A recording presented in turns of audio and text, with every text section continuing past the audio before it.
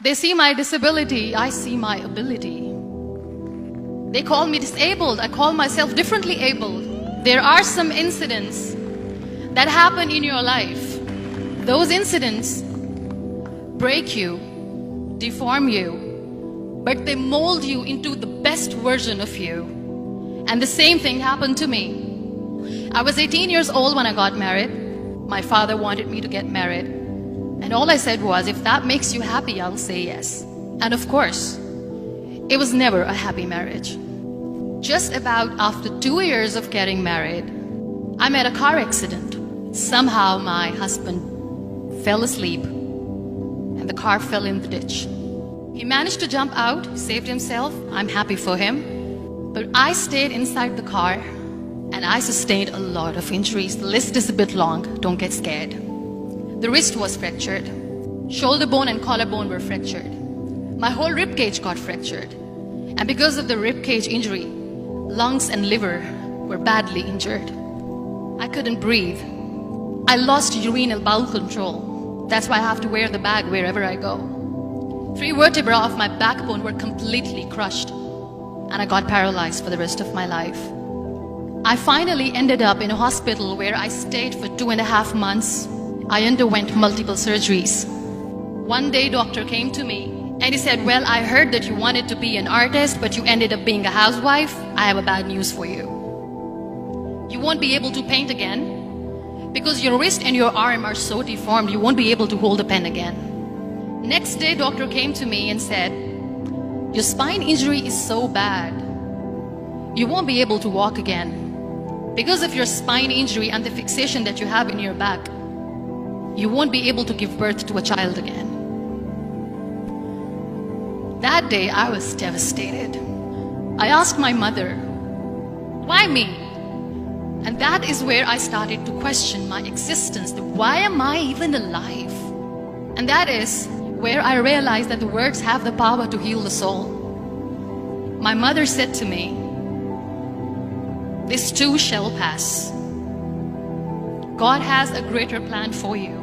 I don't know what it is, but He surely has. And in all that distress and grief, somehow or the other, those words were so magical that they kept me going. One day I asked my brothers, I know I have a deformed hand, but I'm tired of looking at these white walls in the hospital and wearing these white scrubs. I'm getting tired of this. I want to add more colors to my life. I want to do something. Bring me some colors. Bring me some small canvas. I want to paint. So the very first painting I made was on my deathbed, where I painted for the very first time. It was not just an art piece or just my passion. It was my therapy. And then I was discharged and I went back home. And I went back home and I realized that I have developed a lot of pressure ulcers on my back and on my hip bone. I was unable to sit.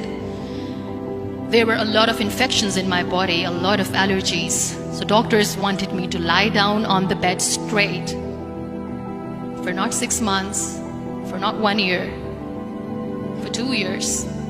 I was bedridden, confined in that one room, looking outside the window, listening to the birds chirping and thinking maybe there will be a time when we'll be going out with the family and enjoying the nature. That was the time where I realized how lucky people are. That is the time where I realized that the day I'm going to sit, I'm going to share this pain with everyone to make them realize how blessed they are, and they don't even consider them lucky. That day I decided that I'm going to fight my fears. We all have fears.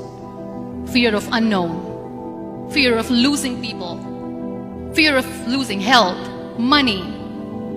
We want to excel in career, we want to become famous, we want to get money. We are scared all the time. So I wrote down one by one all those fears. And I decided that I'm going to overcome these fears one at a time. You know what was my biggest fear? Divorce. I was trying to cling on to this person who didn't want me anymore, but I said no. I have to make it work. But the day I decided that this is nothing but my fear, I liberated myself by setting him free. And I made myself emotionally so strong that the day I got the news that he's getting married, I sent him a text that I'm so happy for you and I wish you all the best. And he knows that I pray for him today. Number 2 was, I won't be able to be a mother again. And that was quite devastating for me. But then I realized there are so many children in the world, all they want is acceptance. So there is no point of crying, just go and adopt one. And that's what I did. People think that they will not be accepted by the people because we, in the world of perfect people, are imperfects. So I decided that instead of starting an NGO for disability awareness, which I know will not help anyone, I started to appear more in public. I started to paint. I decided that I'm going to join the national TV of Pakistan as an anchor person.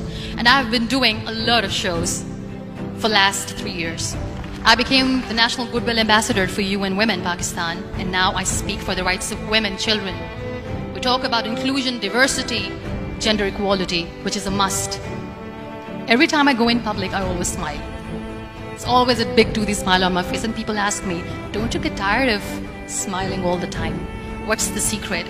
I always say one thing, that I have stopped worrying about the things that I have lost, the people that I have lost. Things and people who were meant to be with me are with me. And sometimes, somebody's absence makes you a better person.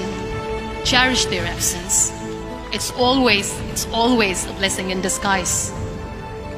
Live your life fully. Accept yourself the way you are. Be kind to yourself. Be kind to yourself. I'll repeat, be kind to yourself, and only then you can be kind to others. Love yourself and spread that love. Life will be hard. There will be turmoils, there will be trials, but that will only make you stronger. So when you accept yourself the way you are, the world recognizes you. It all starts from within.